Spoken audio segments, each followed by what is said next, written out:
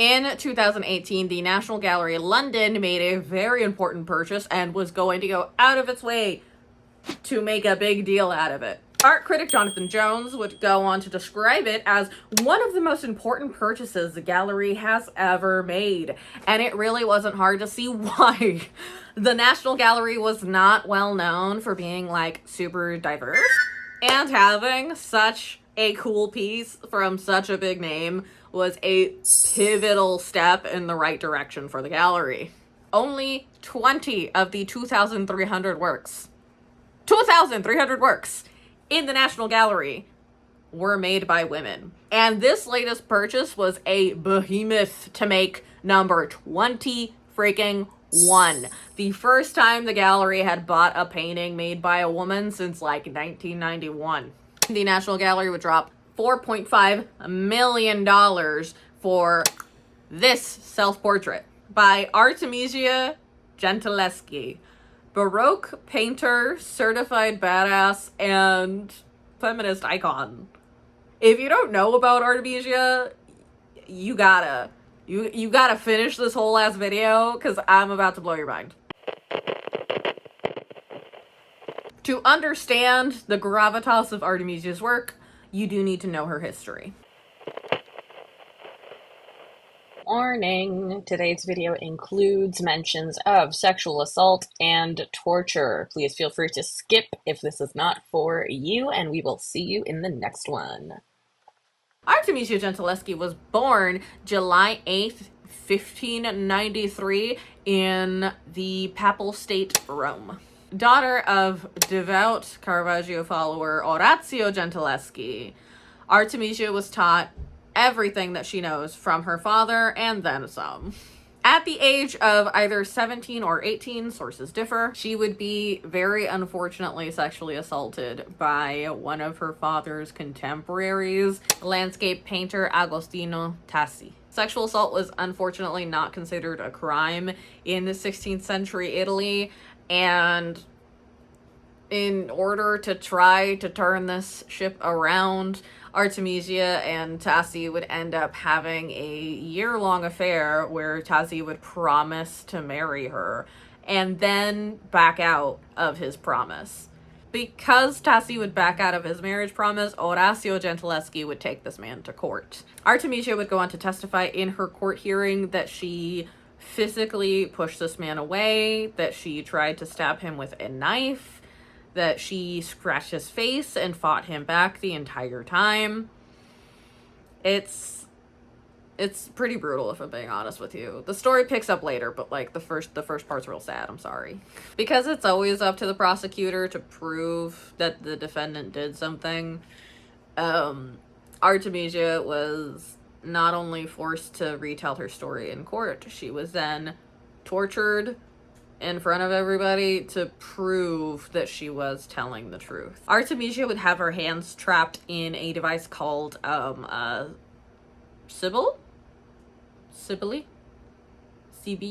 It's basically a finger trap made out of metal and rope, where the digits would be clamped and then tightened in order to, I guess, extract the truth out of somebody. Think of it as like a yield lie detector. The reason this device was likely chosen is because Artemisia was a painter herself, and this would put her career at risk, never mind, like, everyday life for her moving forward if her digits were crushed that badly. But our girl put on one hell of a brave face. While being strapped into her device, she would look out into the crowd and go, "This is the ring that you gave me, and these are your promises," while looking at Tassi. Because again, Tassi promised to marry her. As the cords were tightened, Gentileschi would scream, "It's true, it's true, it's true," over and over and over until the court was content. And because she did not relent from her story once, she was believed. Her family won that court case. And Tassi was then thrown into prison, and the end. Just kidding. Some things never change, including sexual assault not being punished, because, surprise, surprise, Agostino Tassi was a favorite of Pope Innocent X. So he would essentially be let go without ever having to face a sentence. Super fun, right? This experience would color her for the rest of her life. The very first painting that she made and released publicly a year before this is a very famous rendition of Susanna and the Elders. Almost every classical painter has done a rendition of Susanna and the Elders, and it's usually a very coy play where young Susanna is out here tempting the elders who are looking at her. Artemisia chose to highlight what actually happens when creepy men decide to look at you weird. She really did depict discomfort and trauma and like really wanting to distance herself from weird, leering men, which was real on point. Her protagonist here is very passive. She's shrugging away. She's really pushing away, but she's not fighting back. All of the work that Artemisia would produce after the assault and the trial, her women fight back.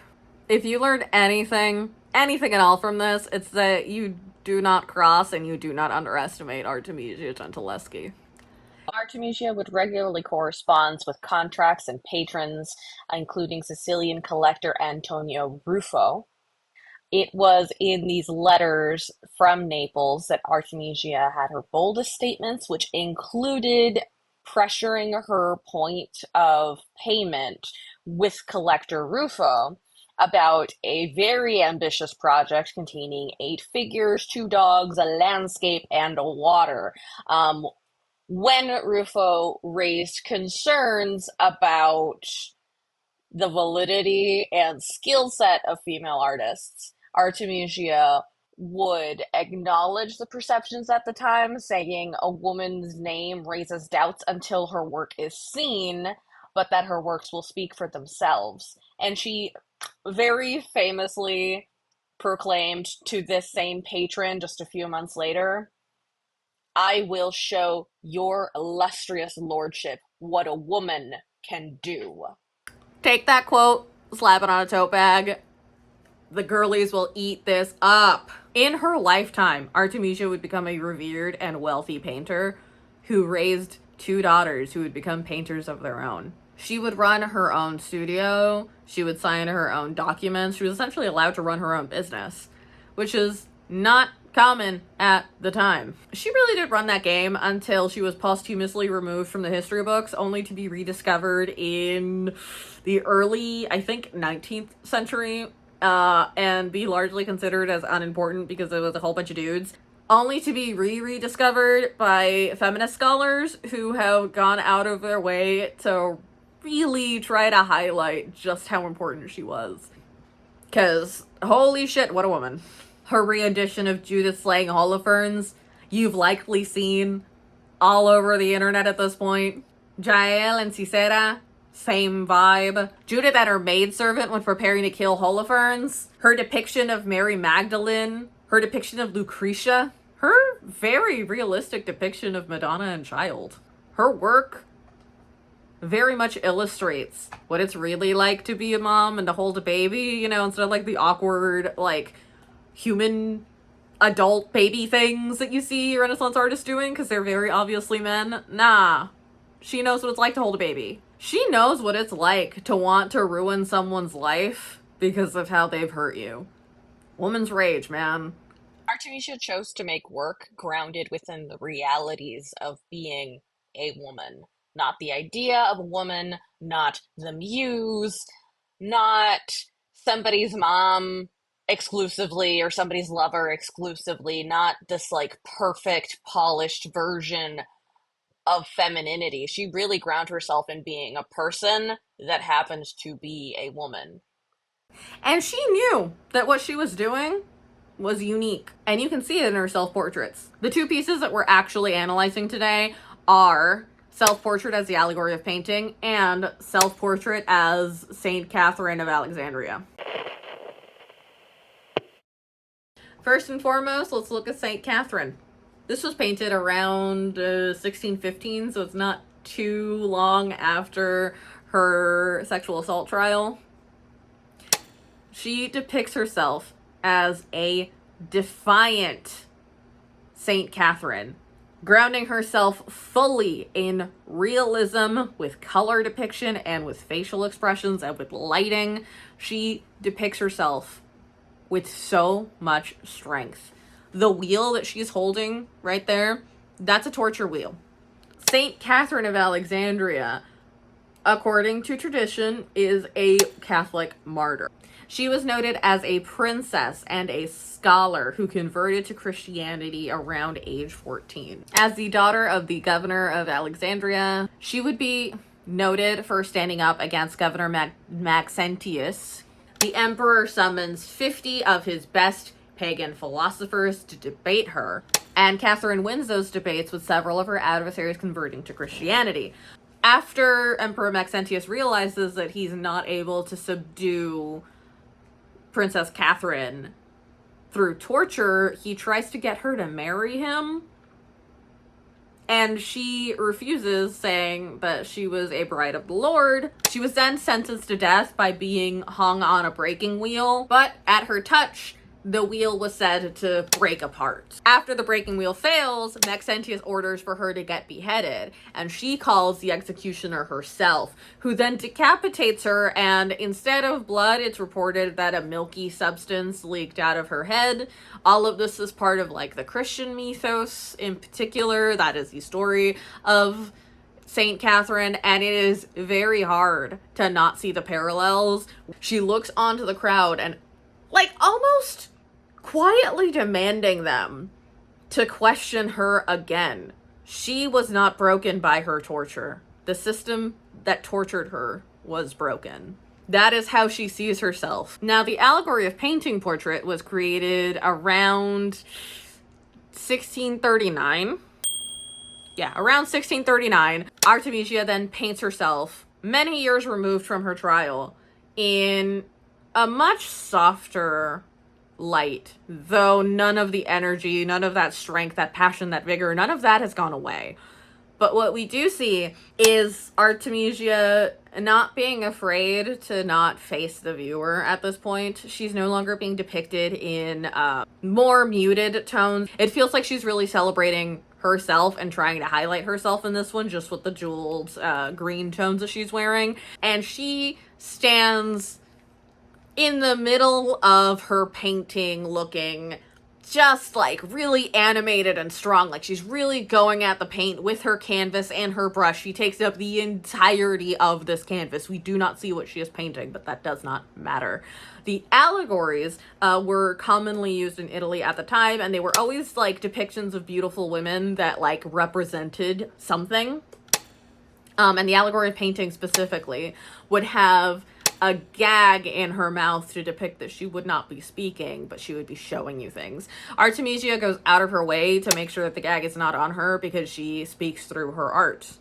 Like that's the point of that. She will not be silenced because she speaks through her work. Her hair is a little disheveled in this one. She's like really putting in her muscle mass into this like little brush of hers, and being able to take up the entirety of the space of this canvas really shows just how much of herself she gave to the world at any given time. She really was out here being like, look at me. I'm the baddest. If you put the two paintings together, I think you're really seeing a clear delineation of how she views herself. She is a survivor.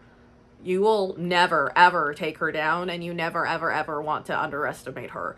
She's also somebody that understands her worth and views her talent as something that she has because she's a woman and not in spite of it, especially with the allegory of painting.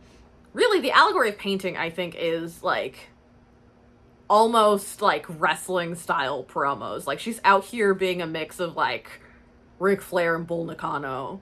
She's really out here like the boys play painter. I am painting personified. It can't be overstated just how revolutionary she was as a person and as an artist. She really was out there as a fucking working champ defending her title every night. Like, we love that. On the real, I think she's such a badass and that she's such an inspiring story that I'm like a little shocked that there are no conspiracy theories out here talking about how she couldn't have possibly been a real person. And like truly, when she gets those conspiracy theories, it's because she really made it. Don't make those. Don't make it. Don't do it. Don't do it. People have put in so much work into this. Do not be out here being like, ah, she's not even real. We love her, okay? She's real, Shakespeare's real, the moon landing happened. Chill. Anyway, I hope you love your new favorite artist as much as I do. Artemisia really can't be overstated in my humble opinion. She's arguably one of my favorite classical painters, if not my favorite classical painter, just because of how realistic her depictions were. She's a queen. I really hope that y'all go out here and get some recommended reading on her, because hot damn, my woman is a queen. Anyhow, that is all I have for you today. Once again, my name is Nick. I'm a graphic designer, and this here is my chill zone. Here I talk about art history, art analysis, and make myself cool, fun DIY projects. If any of that sounds good to you, please feel free to follow this channel, or don't. I'm not the boss of you. That being said, if you have even like a modicum of joy or an iota of new information from this video, please feel free to give it a like. Or don't, because I'll still like you. I still like you. Anyhow, thank you so much for watching, and I hope to catch you in the next one. Goodbye.